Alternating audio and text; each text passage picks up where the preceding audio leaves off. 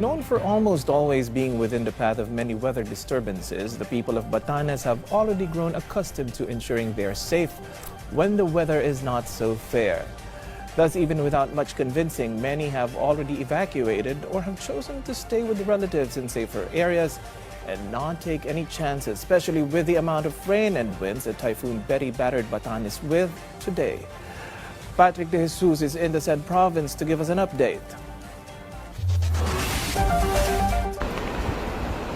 Heavy rains started to pour in Batanes last night due to Typhoon Betty. The inclement weather continued throughout the day with strong winds.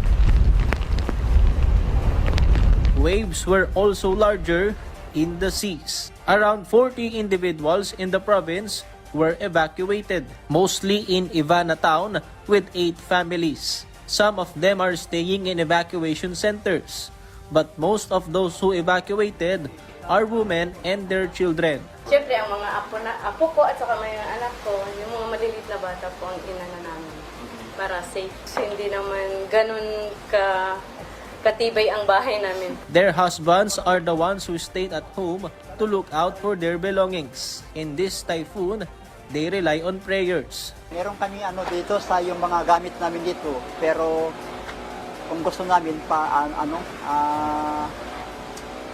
alagaan namin para hindi malipad sa hangin.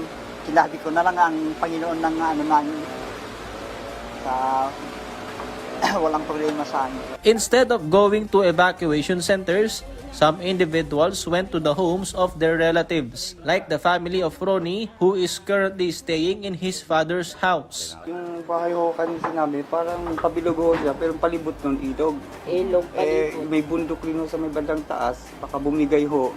Yung landslide doon inaan namin, saka wala din makakatawid pag lumakas yung tubig, hindi kaya ng tao. Para sa amin, safe naman kami kaysa doon pa kami sa evacuation.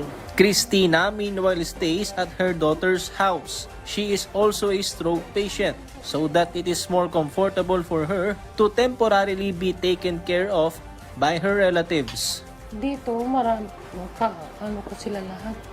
Lahat sila pwede kong aakay sa akin. Kasi kamag-anak ko sila eh. Sila doon eh, hindi ko sila kakilala. Kahit kilala ko sila, hindi ko nakasanayan. Patrick De Jesus for The Nation, Batanes.